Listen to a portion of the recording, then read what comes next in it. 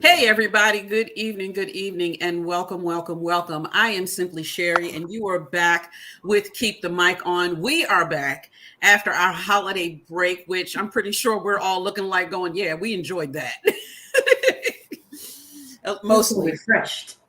I do too. I do too. It's always a good time to I'm trying rest to get there. and reflect for a moment and, be able to walk away from it. It was kind of cool.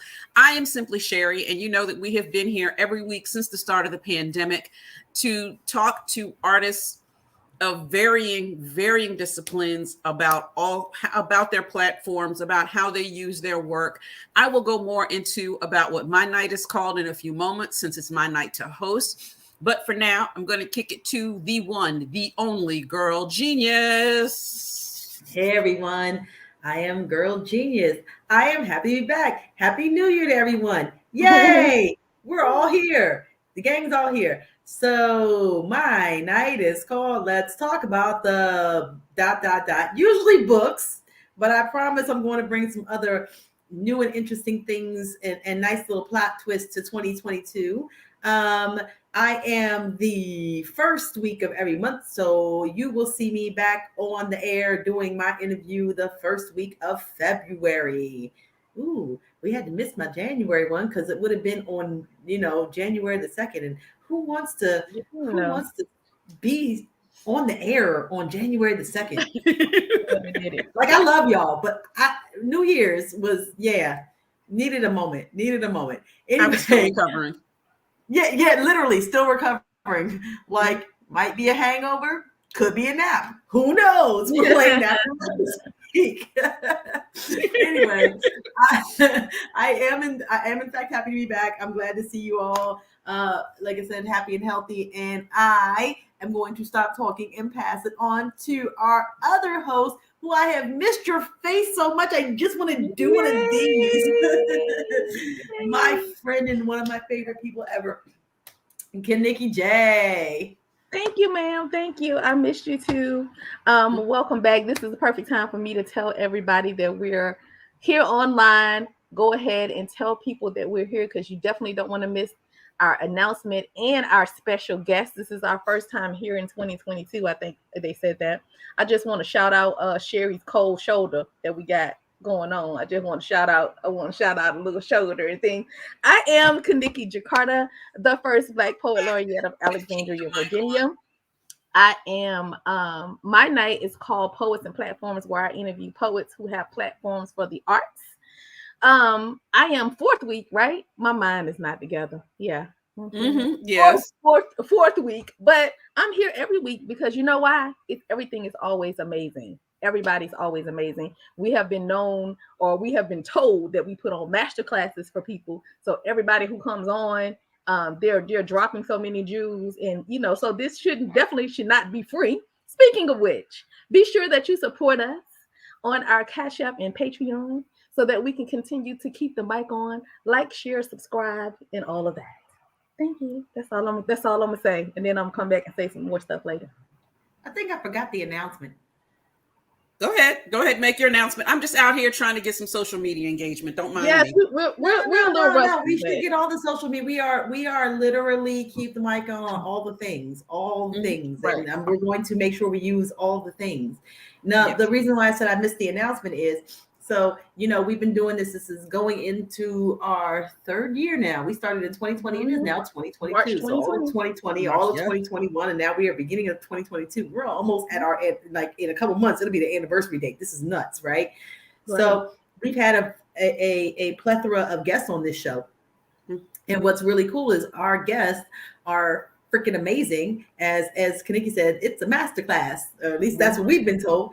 I'm gonna roll with that. I like that. I like that thought process. So we've had some really, really, really dope guests on this show.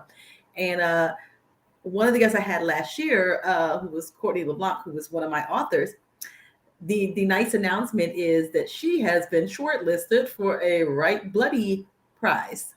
And if you do not know what that is, I suggest you go Google that right now. That is a hard list to get on, and it is a dope prize to win. It is a publishing deal among other things, but If you do not know what that is, go Google it. I'm telling you, this is awesome. So I love when our artists go on to do really awesome and amazing things. You know, like, ooh, we've had some, like, again, we've had some award winners, some other people who've gone on to poet laureate that weren't when they started.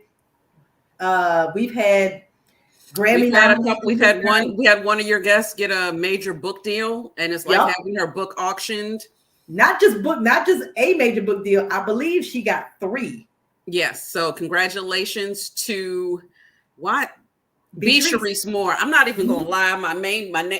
No diss to B. Sharice. We love her. My brain just said her name will come in. It's the first show of the year. It's the first show of the year. B. Sharice got a big major book deal. That was a good interview. I was so happy to see her here. Like, I really, really was. That was a really, really fun interview. Shout out our past guest. Yes. Also, analysis.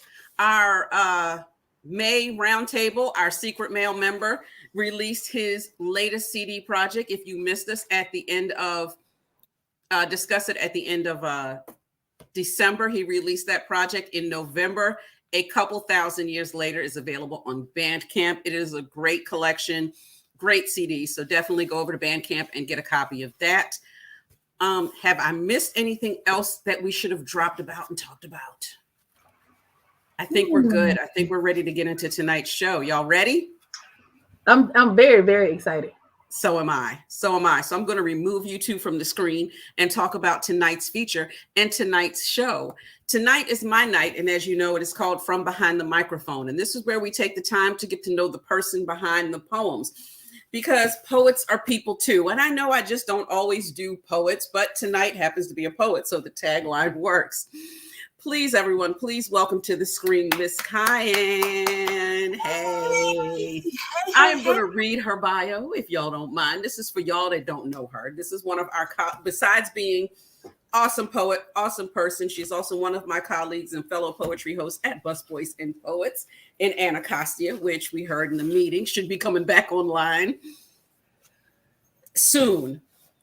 Author, performer, and safe space facilitator. First show of the season, y'all. We're going to start that over. Author, performer, and safe space facilitator. Miss Kiane loves all things artsy. Miss Kiane's first love, however, is poetry. She has shared her work in venues such as Cafe Muse, Busboys and Poets, Tipton Hamilton Art Gallery, the LA Breakfast Club.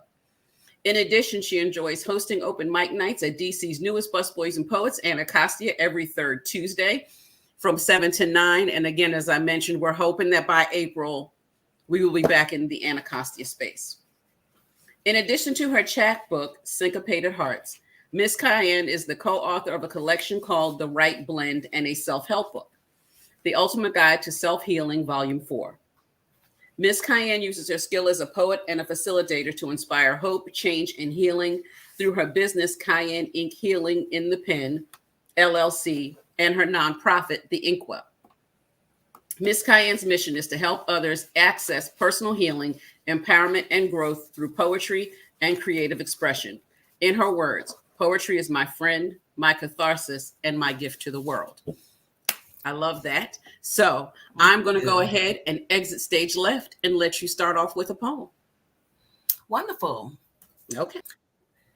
Okay, I'm going to, greetings, everyone. I'm so excited to be here. I'm just so filled with enthusiasm. So I hope I got to slow my little self down to match the energy in the room. I'm going to read a poem or do a poem. I haven't committed it to memory just yet. It's a new piece, actually.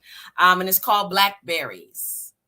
Blackberries blowing in the wind, hanging heavy from the branch of sin, their exocarp bruised from the hands that planted them there.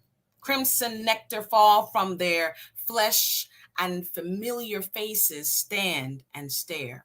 Strong, fragile, black berries dangle, their necks tangled in a white vine, plump bodies glisten in the moon's shine. Wounded on the outside, but beautiful within. Their fermented survival protected by tough skin. These bittersweet black berries swaying from the whip-filled winds, praying that the wind won't whip back and smack their stripped backs. So they belay their weak bodies with the strong hope of rope from the very branch that becomes both friend and foe. The same branches that they hung from are the same branches that gave them their freedom. These black berries, these black berries. When they finally decide to fall to the ground, it sounds like 3-part harmony. The whistle of the whippoorwills takes the soprano, and the mother's moan in low registers baritone a forest floor, while Harriet's shotgun sings a confident alto. Black berries stain the souls of white souls. Crushed but never wholly conquered.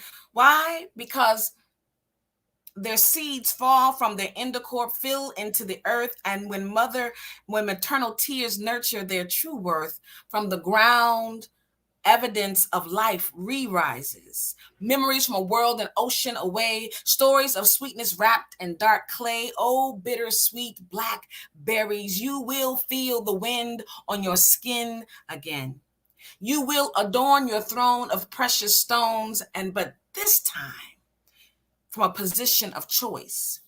The whip will not steal your voice, and when the wind blows, your crown won't tilt. When the wind blows, blackberries never wilt. Thank you. I love that closing line. Blackberries will never wilt. I love that line. I love that line. Thank you. So, where do you find yourself most inspired to write?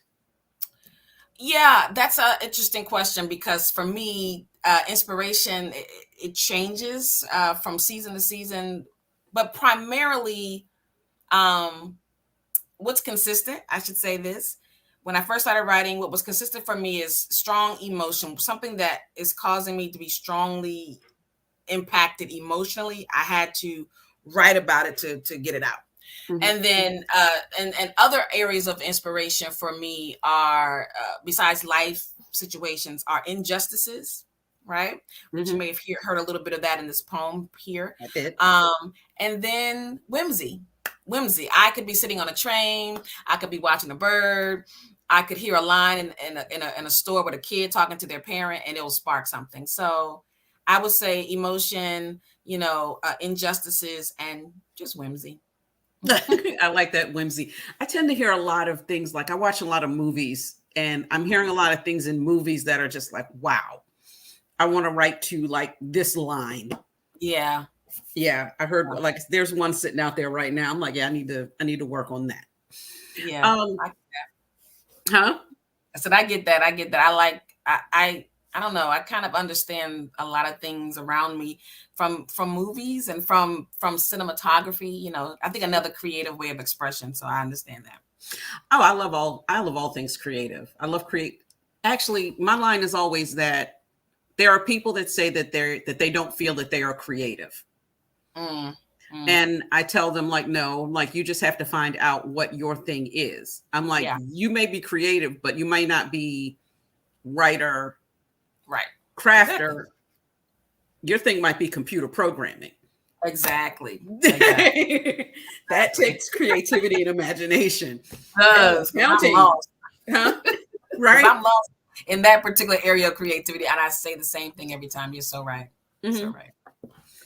Where I'm trying to think, like, because some days I sit down and I form all my interviews, and some days I'm like, you know what, I'm gonna wing it. You're a wing it interview for me tonight, just because. Love it. Because I'm a wing it answerer and interviewee. I love that. How has your performance life changed pre-pandemic? I'm not going to call it post-pandemic. I'll call it mid-pandemic. Right. Yeah, right. Oh, goodness. Pre-pandemic, being able to be in spaces, you know, with live bodies where you could feel the vibration in the room, where you could hear the ums and the ahs, you know, it's a whole different experience, you know, to feel that and be in that, you know, it's for me, the anxiety of, oh my God, how do I get this piece right? All of that plus the energy in the room, it's invigorating and scary at the same time. All of that mixed together makes for a good experience, quite honestly. And so coming into the pandemic, of course things shifted because, you know, we weren't in person as much. And I say this to my non-poet friends. I say to them, listen, the poetry industry and the poetry community didn't stop for real with the pandemic. It didn't stop. We shifted some quicker than others. And I probably was a little delayed in the shift because I'm like, I want to be in the room. But so I had to shift and learn how to, you know, do these kinds of exchanges and perform in this space. And I have been in before audiences online, California or France, and it's quieter, right? And it was a little unnerving for me initially because I was like, I don't even know how to read this virtual room. I don't know how to read the virtual room, depending on comments and things like that. And in the beginning, everybody didn't even know how to use stuff. So it was a little like rocky, just a little bit for me because I was used to feeling the energy in that way. And then I don't know, something shifted for me because, like I said, the poetry community never really stopped, quite honestly. I think Busboys, was it the next week or something? We were like online, like 3 days a week, you know. I was like, oh my gosh. But I will say this, at this 2 years ago, and it just seems crazy to say that it was 2 years ago because it still feels like it was either forever ago or it was yesterday.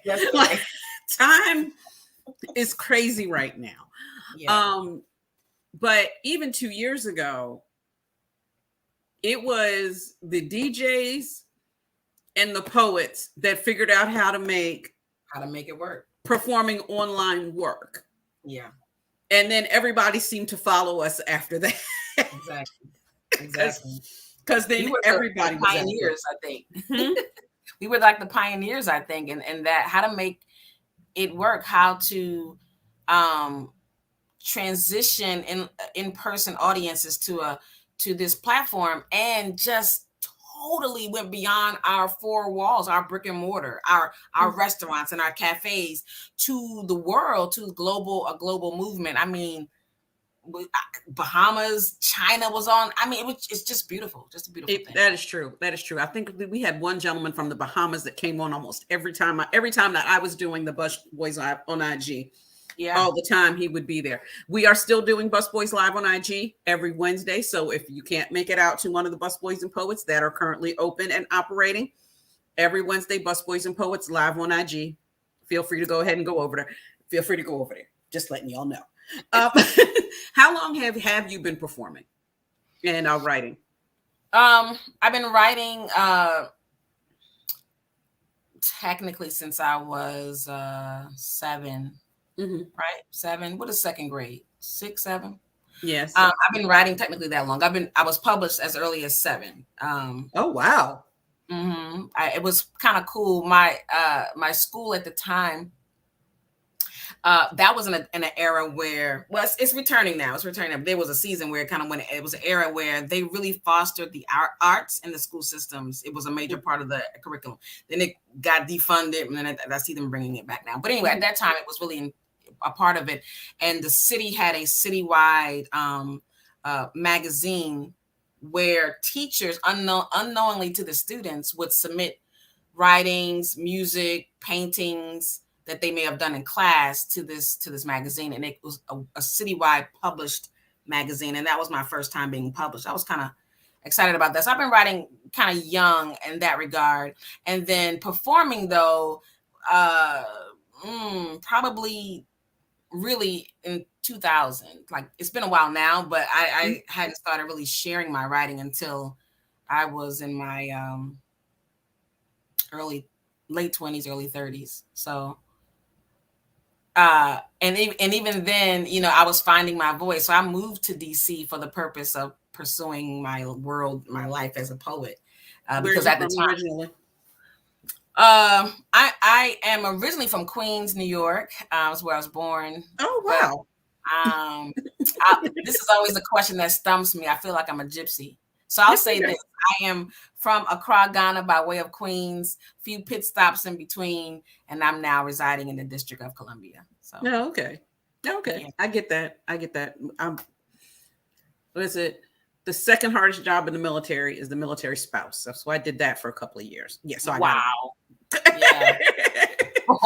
That's first hardest job is the soldier. Yeah. Second hardest job is the spouse. Ooh, yeah. My God. Yeah. I can only imagine. It was a thing. It was a thing. But you learn. I'll say it this way.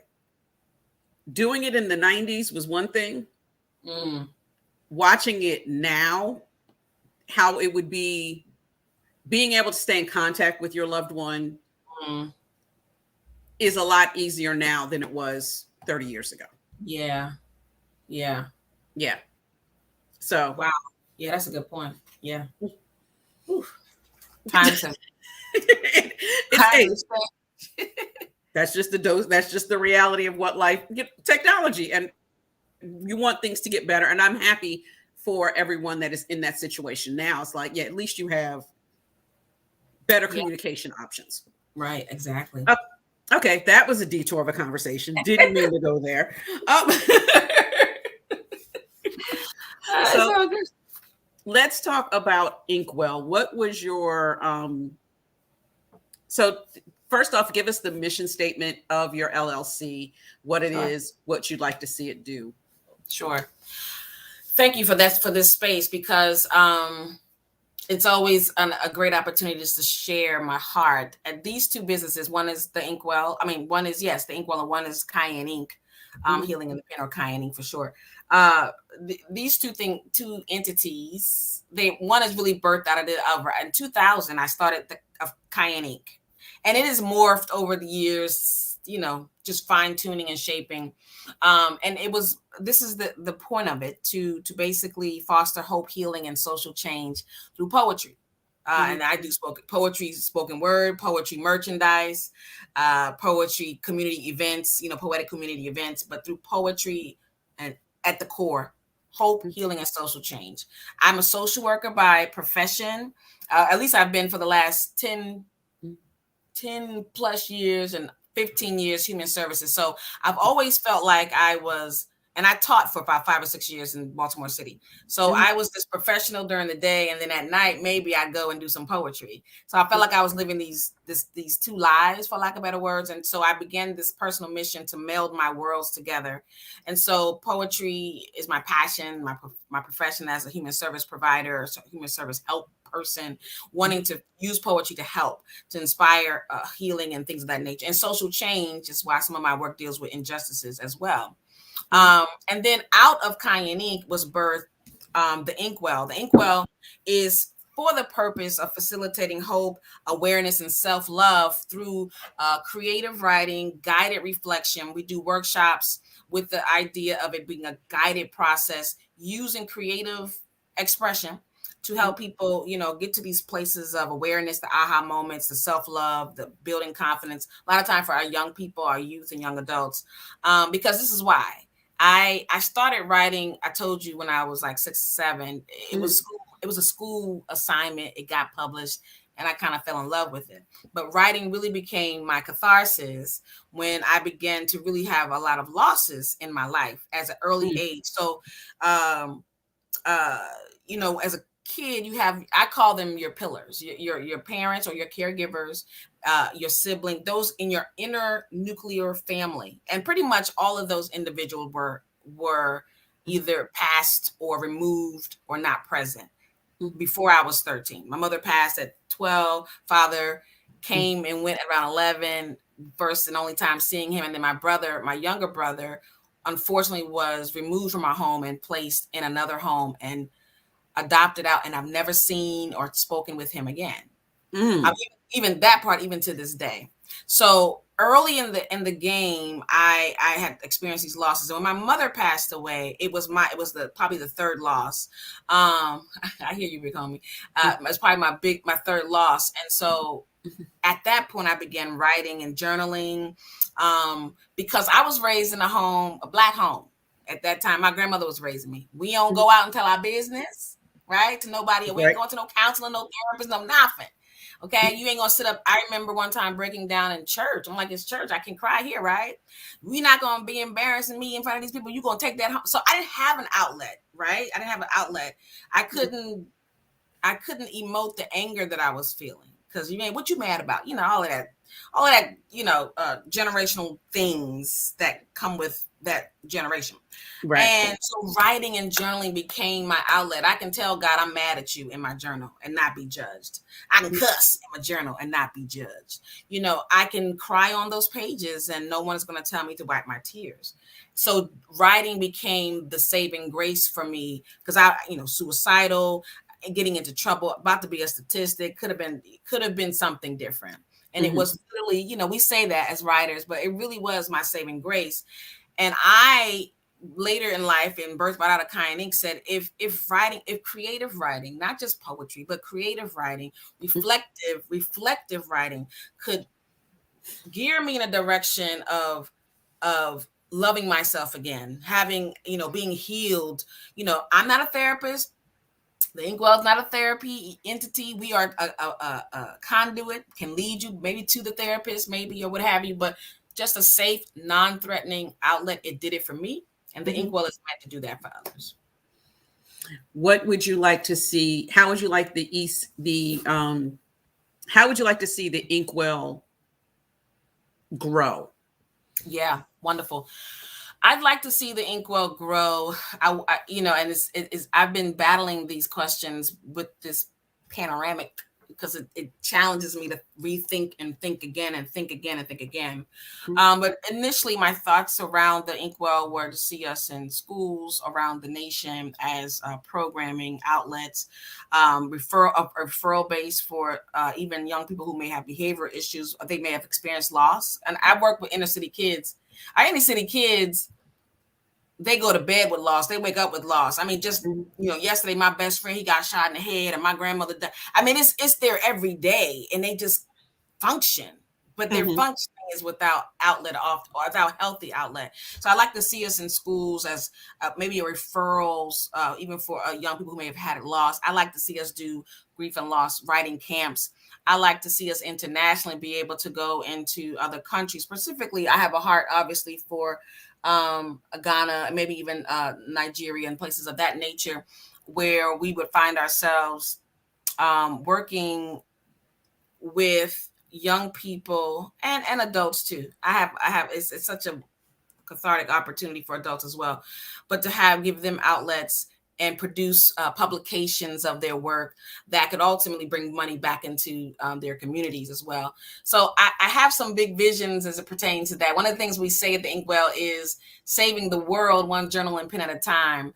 And I know that world sounds crazy, but that's the vision. Vision should be something that's much, much bigger and almost seemingly impossible to reach. And, replacing cutting, replacing shooting and violence, replacing suicidal thoughts and attempts with a journal and a pen. That's simple, but if I can give that to everyone, we may not have school shootings, and we may not have murder suicides. We may not have those things if we had a healthy outlet. I 100% agree with that. Yeah. I think that is such a piece of the whole thing, being able to knowing as you said earlier, like, you don't know always who you can talk to. If someone will listen and take what you're saying, I'm just going to say seriously. Yeah. If they're going to be able to help, really help and guide you to help. So I really appreciate, I'm glad I asked that question, because that's a damn good mission. Thank you. and this is not even what you're asking me, so I hope I'm not going off Good. script too much. Go right ahead. Go right ahead. As you're saying this, it's big. And recently, particularly because the new year, you start, introspection. And I'm like, no longer do I want to, whether personally or even with the vision and dreams that I have for whether it's Kiane Inc. or the Inkwell, to shrink back and to really, I think someone said, I don't know, I think it was Kim B. Miller. I read one of her quotes. I forgot how it goes. I don't want to misquote it. But the gist of the quote was, if your vision, if your dream, right, is something that you feel like you can accomplish, no, she said, if your dream doesn't scare you, it's not big enough. That's what it was. If your dream doesn't scare you, it's not big enough. And it just struck home because I've sometimes will shrink back, even personally, maybe that's, but at the end of the day, and as a poet, but as a person, right? Pushing past insecurities, pushing past whatever we deem ourselves to be inefficient about, this imposter syndrome, all these things that ultimately serve as barriers to our greatness, to our own individual greatness. I've been challenging myself to not only think it, but also say it aloud, share it every time you scare yourself when you say it, but push yourself forward, because I think this panoramic has really given me another insight. Life, you really can't predict. So why not live fully? And I know that what I have is valuable. I know that it did it for me. I know how to be a safe space. That's what safe space. So I know what it means to have a safe space. Like you said, knowing who to trust. So that's why the dream and the vision is so big, because one, I'm pushing myself personally to just dare to dream aloud. And two, because why not? Why not? If you know what you have, if you know what you're doing has value, is effective, somebody who needs it, they'll benefit from it. And who am I or anyone else to withhold that from someone who needs it? Oh, write that down, everybody. This is why we have been called a masterclass. It is a tidbit like that every week that'll come out. It's like, you know what? Yeah, they're right. Right. This is got a good point. You facilitate a Facebook group with writing prompts and thoughts, and the title of the group is? The title of the group is called Poets, Writers, and Creatives. I love this space. I don't know if the folks love it as much as I do, but I just love this space. And it's not because, I started it. It's just a great space in my mind. And this is the story behind that space is, I introduce myself. I'm Miss Kiane. I'm a poet, and I know it. That's my introduction everywhere I go. It renders a chuckle because it's a corny rhyme, but it has meaning to me because, as I said before, it's about stating it, putting it out there, even if you feel differently, go against that grain. So that's one. I started that, and I was like, well, I need to write. If I'm a poet, poets write, right? So I started to challenge myself. Few years back, I had to look at the years. It's been a long time now, and say, look, I got to write more. I gotta challenge myself to do it. So accountability was what I was seeking, and live was a newer thing on Facebook. And so after I teased everybody else who was doing live, then I was like, let me do live. And I asked people to give me a word, and I will write something and I'll share it on the live next week. So it was challenging me, because now I felt obligated to do this. And this concept morphed into this group called Poets, Writers, and Creatives, which is what I call a creatives playground. It's meant to be a space for creatives, like you said, whether you're IT tech creative or a poet like me creative. You can come in the space.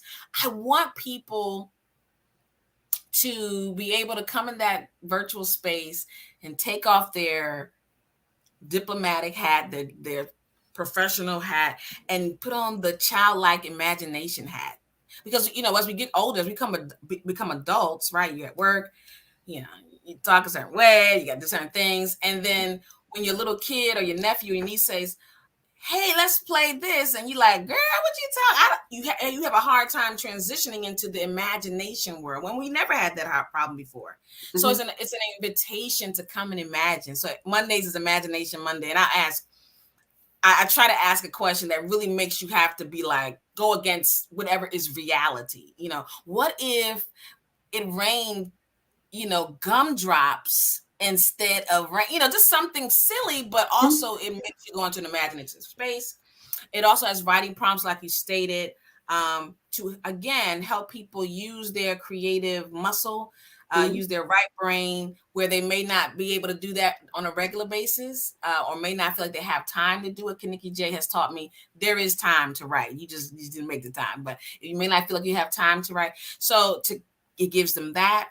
And also a place to network. Hey, what are you working on? Oh, I got a book coming out. I got this program. Come join. Or hey, 10% off all the group members who buy my book. So it's a nice place to network as a creative as well. And I just love the space because it's kind of cool. So, and I'm glad you mentioned that, because I've seen I see everything. I may not comment all the time, but I see everything. Yes. So you say Imagination Mondays. How do you block out the rest of the week? Sure. Mondays is Imagination Mondays. Like I said, ideally a crazy question that you want to respond to with a crazy answer. And Tuesdays is Terrific Tuesdays. Generally, it's the Tuesday where we share whatever our projects are, whatever we're working on, anything you want us to support you with, or you're just proud of. Sometimes it varies. It's a Thankful Tuesday, but generally it's a sharing, whatever that is. Wednesday is the bedrock, because it's Words on Wednesdays, and that's how it initially started, with a word or a phrase, and we have the next 7 days to respond to that.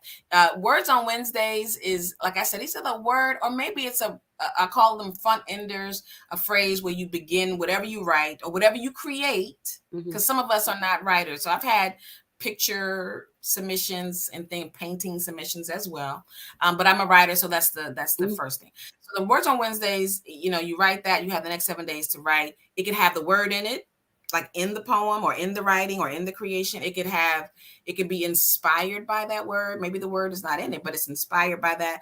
Or it could be like literally about that word. I encourage people to write just a thought, because the people who are not writers at all, it's intimidating.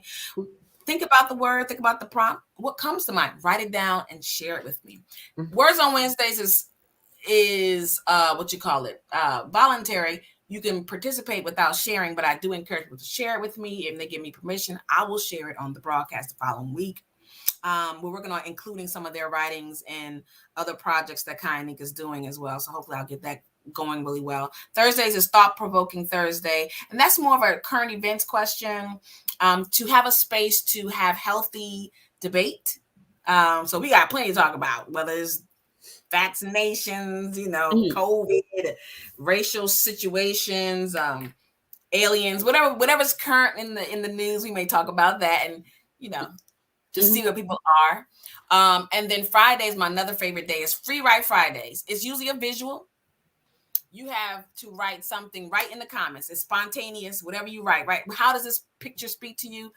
Put it in the comments. And it's amazing what people take a moment, use that right side of your brain. The weekend is fun. Survey Saturdays, another kind of whimsical question. And then Sunday, fun day, riddles and rhymes. So again, just an effort to spark the imagination. And throughout the week, we are advertising various things that are happening that poets, writers, creatives may be interested in, whether it's classes, platforms like Keep the Mic On. That's also being funneled through there throughout the week. Okay, so that's one that everybody know, because it's very interesting. And like I said, I may not, because I'm not saying I have writer's block. I have completion issues right now. Like I have huge completion. Like I can start, like I feel the line. I know I'm not the only one. Like I feel there's a lot like in my head, and when I go to write it, there's the other issue I have. Like this is the part that ticks me off. I will start a poem. Yeah. And I'll go, oh, let me go write this down. And by the time I go to put the pen to the ink, the words are gone. Yeah. The whole thing is I was like, what is this sorcery? Like, why is this my problem? I thought I was the only one that had that issue. My God, I was like, what is wrong? I need to go see a doctor. It's like, as soon as I go to sit down, it's like, oh yeah, that's really dope. Let me write that line down, or write these 4 lines down. And by the time my pen goes, what was I thinking? Yeah. Yeah. Or and before anybody says anything, yes, it happens with the voice record too. I go to hit voice record on the phone and it's gone. It's gone. It's So- gone. It's gone. I always say, and that has happened to me so often. I'm glad you said that, because I thought I was really going. I was like, what is the deal?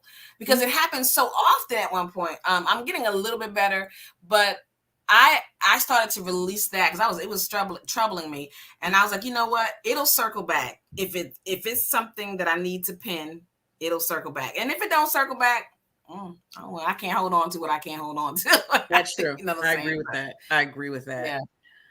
Okay, so everyone knows that I ask all of our guests the same 9 to 10.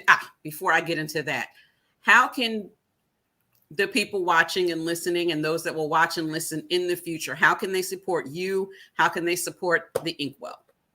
Yes, thank you so much for that. The Inkwell is, you can support us for a couple of ways. One, of course, monetarily, so that we can maintain our workshop, our workshop facilitation that are virtual right now. Our winter session will be starting next week, the 20th.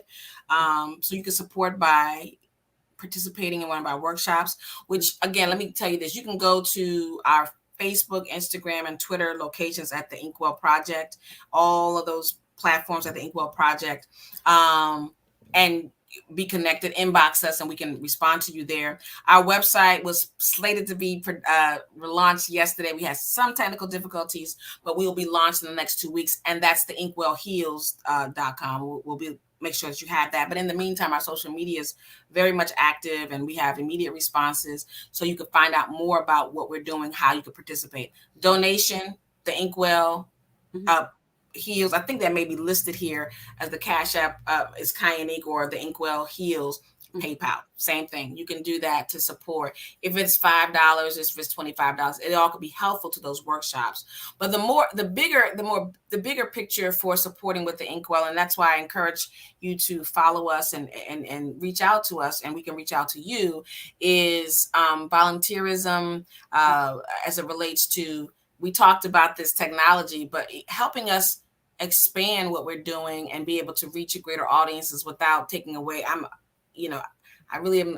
can handle my technology pieces, but we like to have someone to be able to say, I have a heart for what you're doing, but I have expertise in this area. Maybe I can help you with technology, social media. We're looking for volunteers behind the scenes, volunteers to even facilitate workshops. Maybe you have, as an artist, as a creative, we're developing our artists, our wellness artist list, which are other artists, poets, and facilitators, painters, whatever, that say, hey, I'm connected to the concept of healing through the arts, and I can offer, again, a workshop, a panel discussion.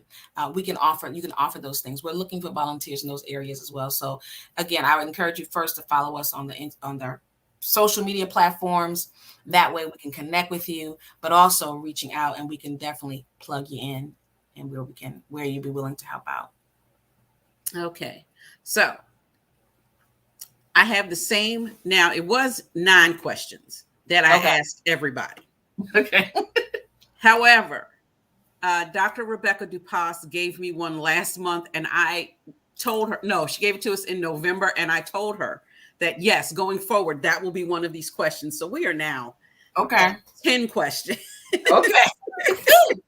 All right. And I'm trying to figure out where I'm going to drop it in. And then once I do, I see where it's going to go. It's going to go right here. Yes, y'all, I'm writing it in here right now. Yep. Now it's 10 questions. All right. So you said you started writing at 7. So my first question is always, tell us what brought you to writing poetry. Why did you choose that as your creative outlet instead of, say, writing short stories or something else? Yeah, I got you. Poetry, I was allowed to break the rules. I didn't have to use punctuation traditionally. I make up words all the time. I could color, quote unquote, outside the lines. And I liked having a space like that. And poetry does that for me. That is true about poetry. We do make up words. And you're right. It is coloring outside the lines. Yeah. Tell us the first experience you performing, the first time you got on stage and did one of your own poems, if you remember where you were, how you felt about it afterwards, how you felt about doing it. Yeah, that's a good one. I don't know if I remember the exact. I remember my first time having to stand in front of an audience. So here is a funny story. It wasn't a poem. It was a Christmas program at church, and you know how they make you do little speeches, and I had you have the letters of the word Christmas, and this is my speech, and I forgot which. I may have had C. All I know is that I forgot everything. It went out of my mind, like you said. We just got my mind. And when I reflect, here's where I knew I probably was destined for some kind of stage, because I totally forgot it. And I was like, C is for, I want to thank and praise God for being here, who's the head of my life. I went straight into testimonial service on the spot. And they was like, okay, good job, baby. I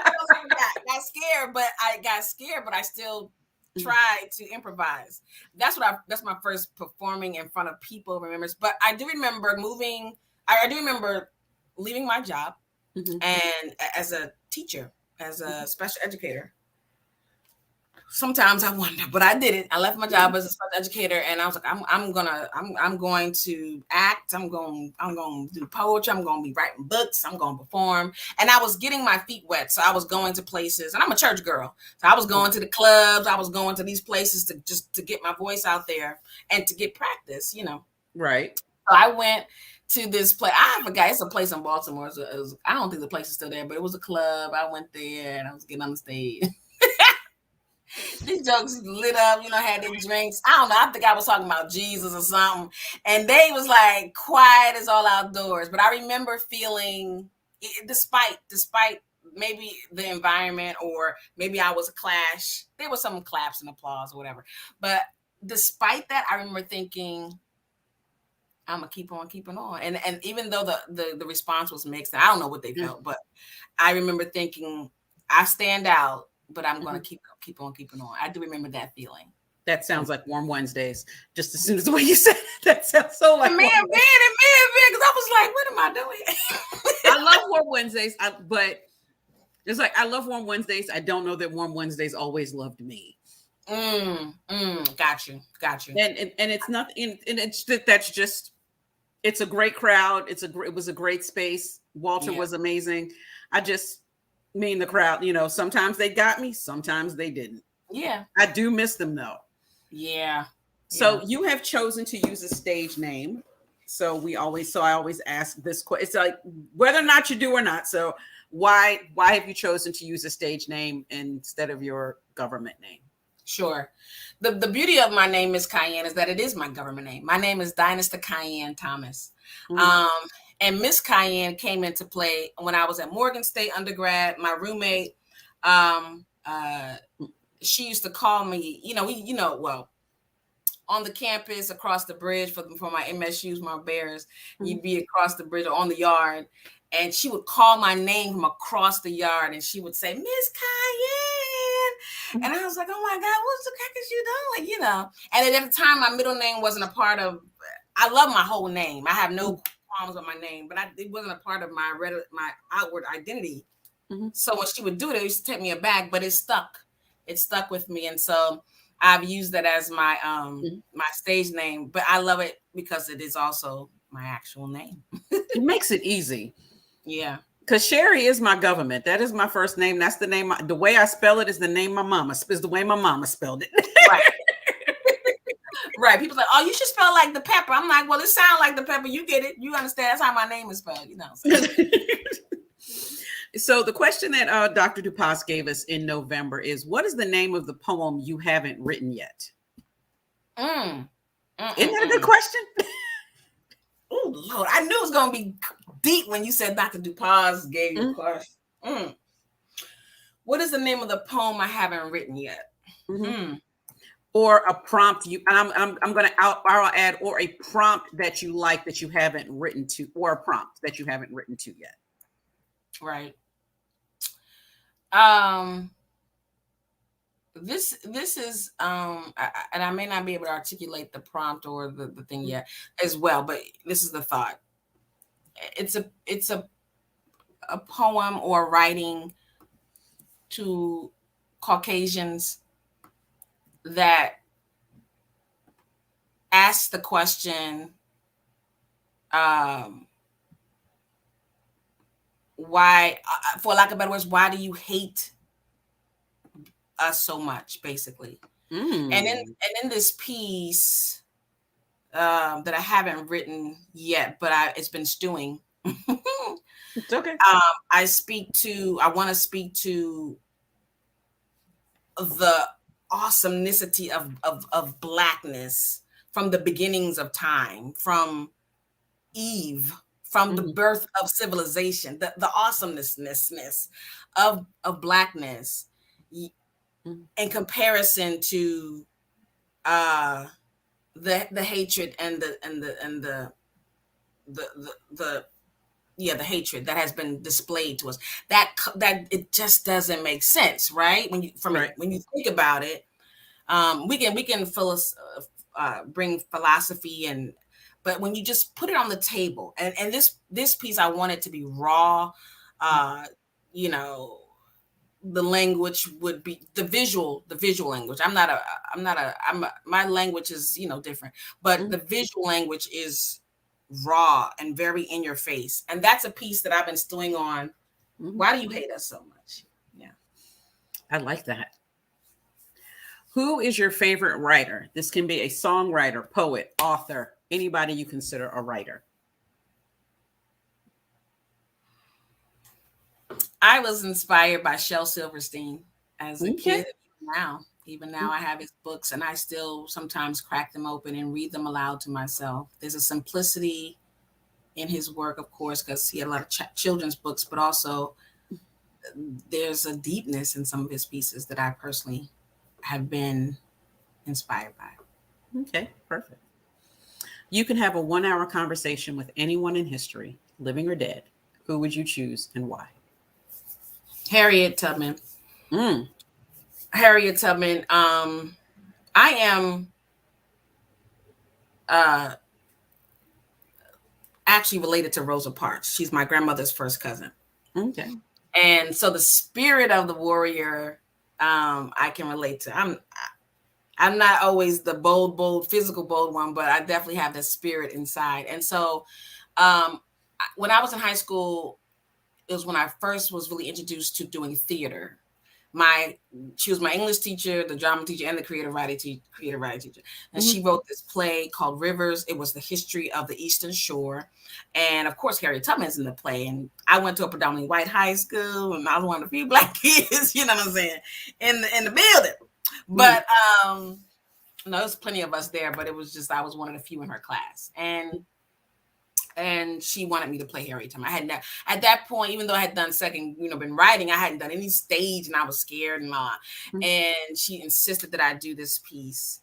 And with that, you have to do your research. The monologue that I did was, of course, steeped in research, and we went to the places, and I found myself, I don't want to sound spooky, but I felt like there was a personal knowing of who, and she knew me. And I remember one day on my own, after school, been graduated high school, I was working and had driven down back to the Eastern Shore to visit family, and stopped off at a site before they built the newest memorial space, and went to a space that was considered one of places where she lived, and sat on the ground. And I had this out of body experience. I promise you, I felt like she was talking to me and I was talking to her, and I felt empowered, like a mantle was dropped, of some sort. And I would love, love, love to just spend an hour with this person. Yeah. I like that answer. And I think that's probably in 2 years, I think that 3 years, 2.5 years, 3, we're almost there. I think that's the first time I've heard that answer. Wow. It works, but I love these answers. I love the questions. Yeah, I do too. Your perfect concert, 3 acts, again, living or dead. See, we're in DC, so it's the Verizon Center. It's set up for you. Who do you want to see? Oh, Lord. Oh, I'm a weirdo. Okay, so you said 3 acts? 3, yep. Performing acts? Performing acts. It's a concert. You got the best seats in the house. Ooh, Lord. Okay, India.Arie definitely needs to be on that jump. Oh, beautiful! I've heard her live. She's beautiful. Yeah, this is wonderful. You just gonna have you gonna go to church. You gonna be caught up in the third dimension. You gonna fall in love. You gonna do all that. So India.Arie definitely is on that roster. I think, like Yo-Yo Ma probably would be there too. Ooh. I'm a little, interesting. I ain't mad at that one. And I really love to dance, and I don't really have I don't have an artist, and it's a shame, I should, but I don't have an artist, but I know I would want some Afro beats, so I just want to be able to get down and dance and enjoy. So it'd be very eclectic. But usually, even with that, and if you think about it, and you'll think about it again later today, that show does actually work. It does flow, it does connect, but it also kind of gives, like, the reason for that question is because music actually kind of gives you a taste of everybody's personality. Yeah, it does. For me, for anybody that knows me for sure knows that it would be a 90s review, like 80s, 90s review. That would it would be. Yes. And that's very much who I am. The 80s, 90s R&B review. I'm in there and I'd stay all day. Yeah, okay. That's true. Tell us something about yourself that most people would not know.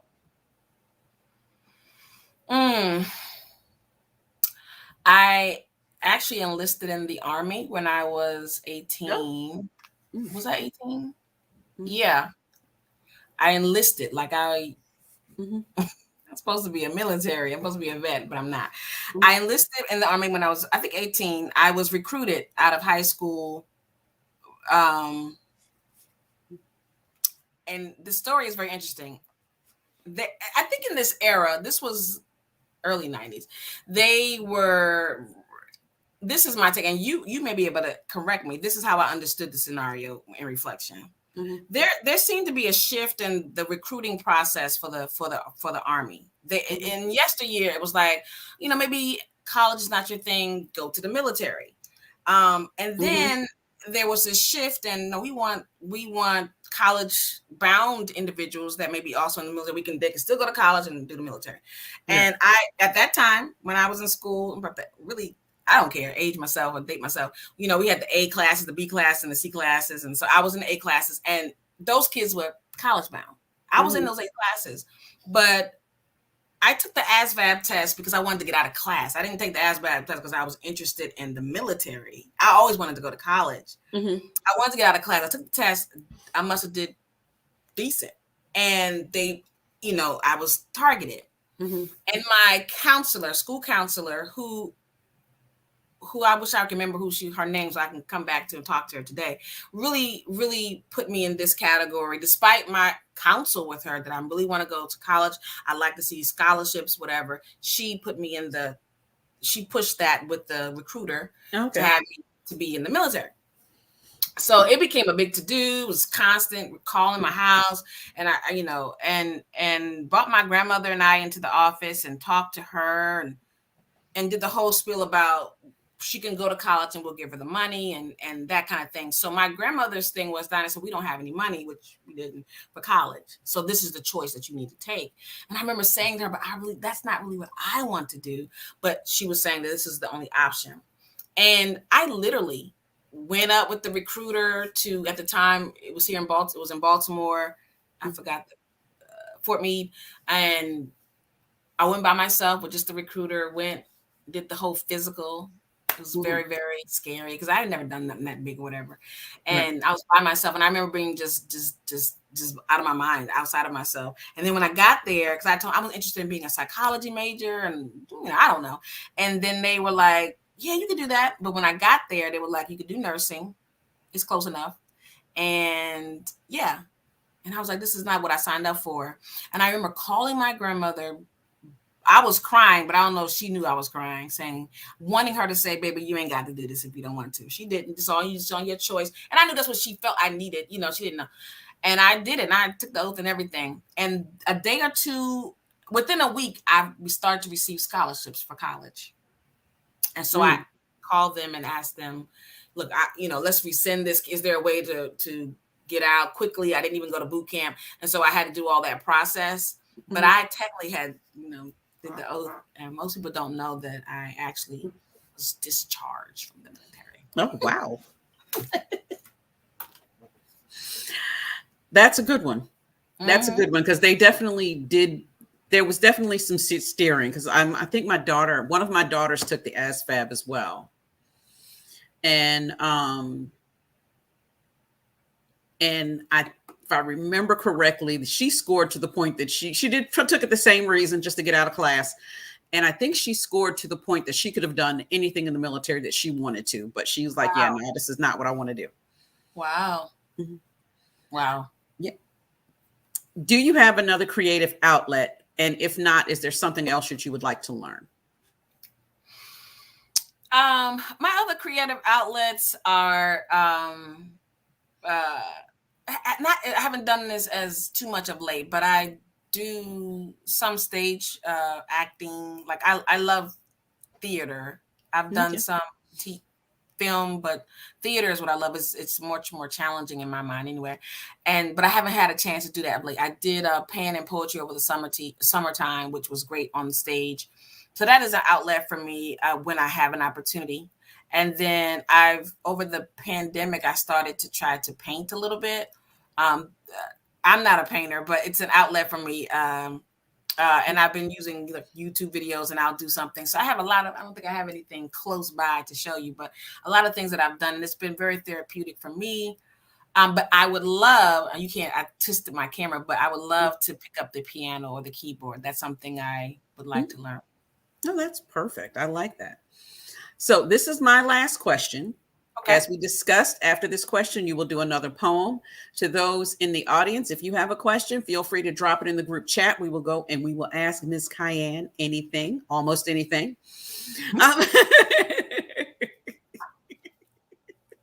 Yes, almost. Yeah, look. We ain't gonna ask everything.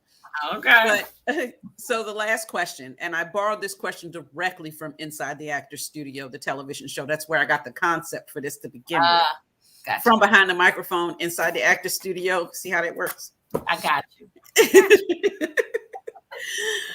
If heaven exists, what would you want to hear God say when you arrive at the pearly gates?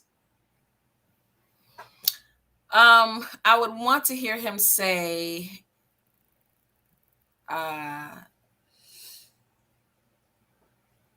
of course, well done, but more specifically, that I was entering the pearly gates empty because I have done all that I was supposed to do, and I've given all that I was supposed to give. All right, Miss Kiane, I am going to exit stage left, let you do your second poem, and then we will be back. If you have questions, drop them in the chats. We will get them asked. All right.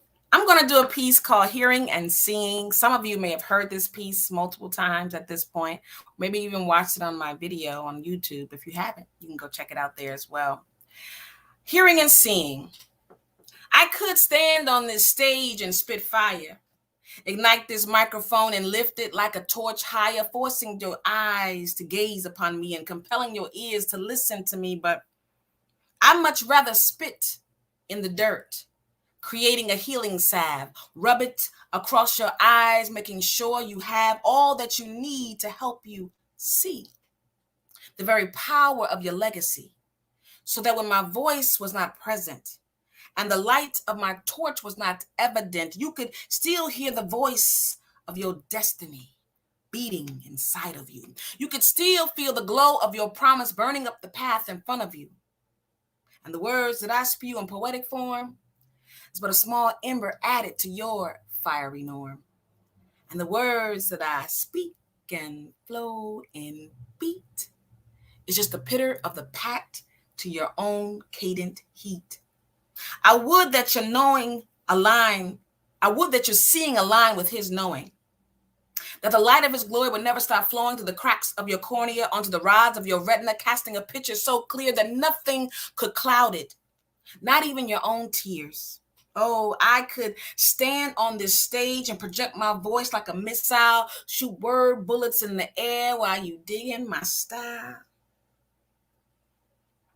But I'd much rather you hear with your heart. Better yet, put your ear to his heart. Wrap your lobes around the heavenly sound that would send vibrations all the way down to the soul of your inner ear, converting whispers into crystal clear directions that no man could deter you from. Directions that even in your most brilliant mind you couldn't even fathom. So what on earth did I come here for? If not to spit poetry and snap it up till my fingers are sore. I came to redirect your attention. I came to redirect your attention. I came to redirect your attention so that you can hear with your eyes this encryption. Watch to see what he will say. I'm in the book, Habakkuk 2:1. Don't play. See the realization of God's word spoken over you. Watch closely as these prophecies come true. You're more than a chemical reaction between two body parts. Didn't you know? You're the very essence of God's heart. Hear the sounds of success and victory echoing through heaven's tapestry, converting sound into reality. See, he made you propitiously, perfectly. Hear faith and see it through. See love and be it too. Dare to sacrifice yourself for another man's urgency. Abase yourself, but always dream courageously. Yeah, I could stand on this stage and spit fire. Work this microphone so hard, make you want to retire. But I just want you to see what I'm saying. Hear what I'm relaying. And through these rhythms and through these rhymes, make sure that your hearing and your seeing fall in line. Thank you, thank you, thank you. That's poem. Thank you, thank you, thank you. I am waiting for our colleagues to come back because they usually start off this part of the question and answer because there'll be something that I did not ask. Right.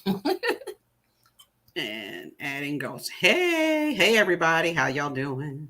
Hi. I see what you're saying. I see what you're saying. You see what I'm saying? I see what you're saying. You taking out what I'm putting down? Come on now. Yes. I think you have the most relaxing, calming speaking voice. I always thought that. I don't know if I ever told you that. Thank But you. definitely always. It is. It is. Yeah. It really is. I'm sitting here like, oh. Yeah, her performance style is amazing. Yes. Thank you. I have heard that, and I need to pay more attention to that because I have some people have said that to me a few times, and even I wondered about doing some, what do you call it? Voice work. Voice acting. Voice acting. Yes, thank you. There's somebody in our circle that does that.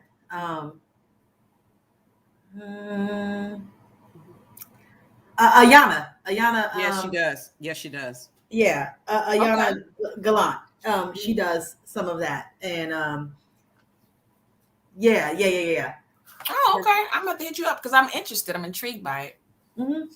Yeah. Well, we teased everyone earlier that we asked you guys to hang out for a little while because we have a special announcement to make. Mm-hmm. Does anybody, since I did the interview, does one of my partners want to take the lead on this? Okay, go for it, girl. I will do it.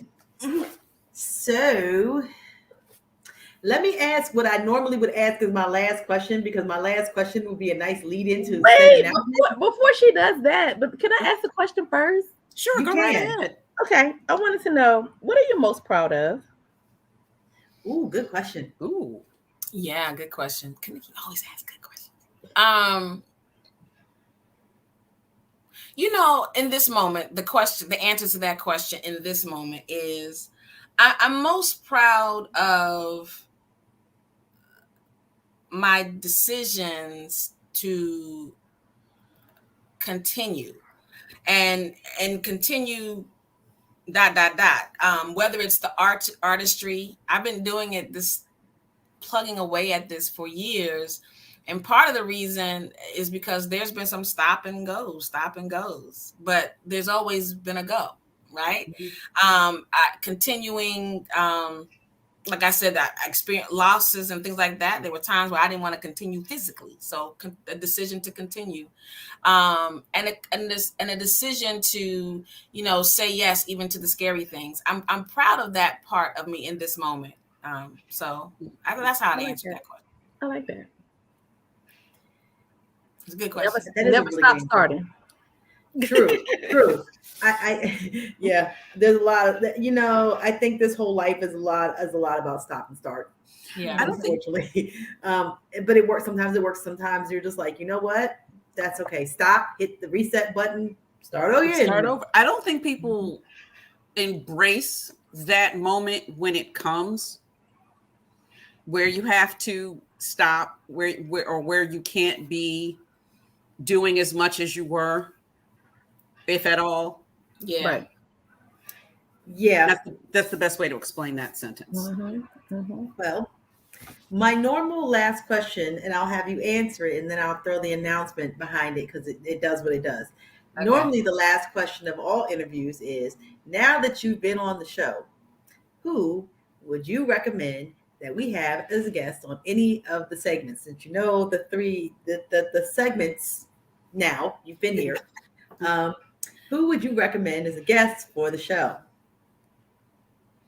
Yeah, that's a good question. So I would recommend one of my recommendations. It's a gentleman called Eric Kellum. And you guys may or may not know him. But I was introduced to Eric Kellum when I first moved to DC, and he introduced me to this term called monoloetry. And I was like, what? And I heard him do his pieces. I heard him do his work, and it was almost monologue-ish, but it had a poetic swing. And so he named his work that. But the reason why he stood out to me is because he's an author, a poet, a creative, and he continues to expand himself, like adding to himself. Now he's written children's books. He has a particular topic that he does, which seems a little taboo, but he talks about sex and making it not a taboo word, particularly when you're dealing with faith-based environments. They're just very, and so helping people to understand that, get over that, talk about that. And it's sometimes it's like, ooh, but he's boldly does that. He does it with poetry. He does it creatively. So I think he'd be a good person to tap into, maybe. And drum roll, y'all. And the reason why we're asking you specifically this question is our announcement, ladies and gentlemen of the audience, is that our new fourth host for second week of the month will be Miss Kiane. So everyone, welcome Miss Kiane to the Keep the Mic On team. Yes. This last month, you know that Charity Blackwell has decided to step back because she has other creative things to do. And lost my thought mid-train. She has other creative things that she needs to handle and take on. So we asked Miss Kiane to join us starting next month. I am so excited that she is here. Yes. I know. I'm so excited. So the name of your segment will be? The name of my segment will be Passion Projects. And the tag is getting to the root of your why. Getting to the root of your why. So if you love her soothing voice, and I really do, I'm sitting here listening like, oh. That is hilarious for me. If you love her voice and you love her, and you have a new reason and an awesome reason to be here with us weekly, and definitely second weeks now that she's taking over the second week slot. So we are super, super excited to have you come on board. And I personally am very happy that you are joining us. Thank you so much. I'm so excited and honored, as I've said to you ladies in private, and I'll say it publicly. I'm so excited but honored to be able to be a part of this team. You know, Charity is the bomb. So when I watched the show, I was like, wait, what? I'm watching the show like it's new to me.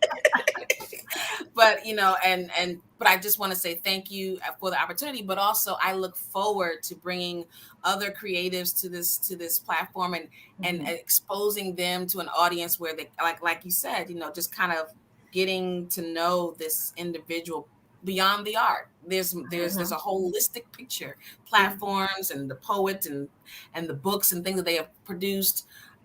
Then in this person, the why behind it all. So I'm excited. Yeah, we're definitely excited. Definitely.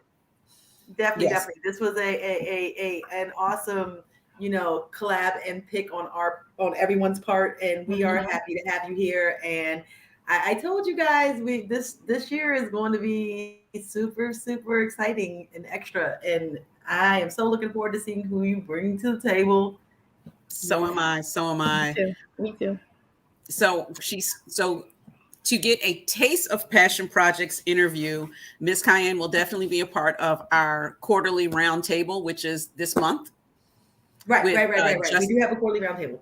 We do have a quarterly roundtable. I won't drop the name right now because we have a show between here and there. You already did, though. But you already did. You already posted it. I did post it. We can announce the rest of the shows through and you need to follow us to find out who it is.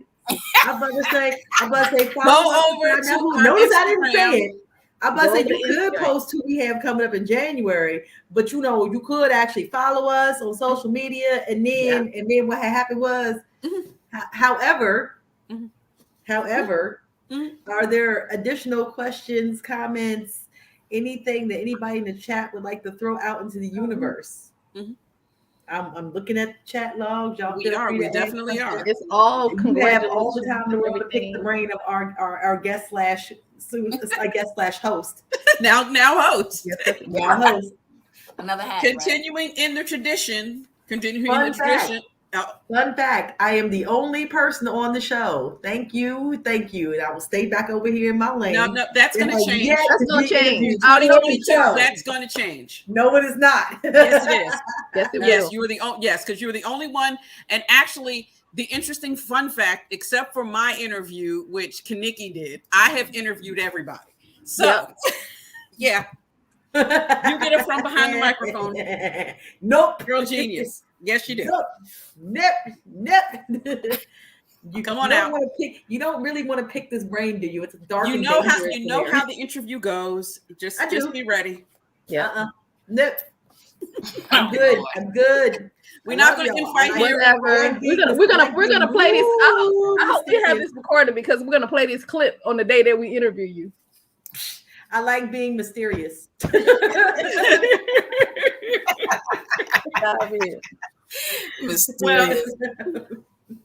Well, since we don't have any questions in the chat, but we do have plenty of congratulations, and we thank you, everyone.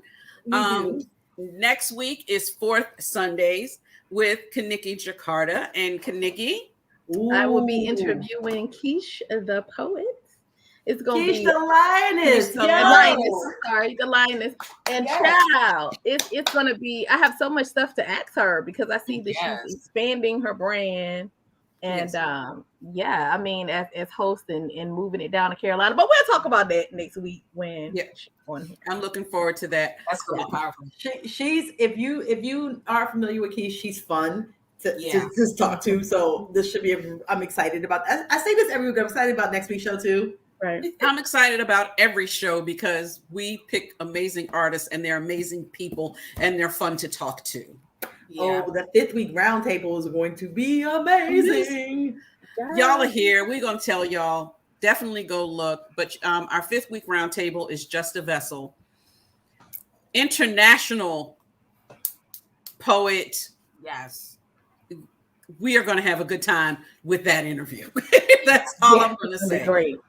That should be a 2-hour special. What's going on with that? You're right. That's why it is our fifth week round table, which we do quarterly. Singer, poet, world traveler. Yep. Getting ready to start a new television show. That's going to be a whole mood. That interview is going to be a whole mood. Yep. So everyone, we thank you for coming back with us. Thank you for hanging out and coming back with us after our winter break. Yes. One more round of applause for Ms. Kiane. Please support her. Visit her website. Follow her on all social media, including Keep the Mic On Now. Right. Support her projects with all of the nice things scrolling here at the bottom, the Cash App, the PayPal, whatever you can do. And if we all know that things are still kind of hard times since the pandemic, share her social media and tell other people to follow her. It costs nothing to watch and or share. That's it. Yes. If you want to support us at Keep the Mic On, we are at Cash App, Keep the Mic On. Like, follow, subscribe on it's YouTube cold and and Facebook. You can't go nowhere. If you're in Baltimore, it's snowing. Right. It's snowing in DC. Right. You can't go nowhere. Just go ahead and watch. Also, as a personal commercial out to anyone that is listening, if you are a female presenting poet in the Washington, D.C. area and you want to perform at the Women of the World Poetry Slam, Capital Beltway, their qualifying round is January 28th at the Pajama Jammy Jam Slam. Go to my website, Simply Poetic Entertainment. Yeah. So the top placing woman at the January 28th PJJ will be the Beltway Slam representative for the Women of the World Poetry Slam, which is going to be in Baltimore at the end of March, last week of March. So I've been trying to figure out how to say that all in one sentence. So this person does not have to win. The top scoring woman will be our representative at the Women of the World Poetry Slam. So we are not closing it off to men, or male presenting or non-binary. Everybody is welcome to come and perform. Come to slam. First PJJ of the new year. First PJJ in the new year. For more information, visit my website at Simply Poetic Entertainment. Simply Poetic Entertainment. I have a good public school education. It is spelled exactly as it sounds. There it is. And all the rules of the Pajama Jammy Jam Slam are on there. It is a themed poetry slam. So come on out, have some fun. I just wanted to get that out there. I'm trying to get that news out there so everyone hears it correctly. But definitely come out for that slam on the 28th. We will see all of you all next Sunday at 7 p.m. with Poets and Platforms with Kaniki Jakarta and Keish the Lioness. Everyone, please stay safe. Wash your hands. Duck Omarion as best you can. And we will see you all next week. Bye. The Matrix.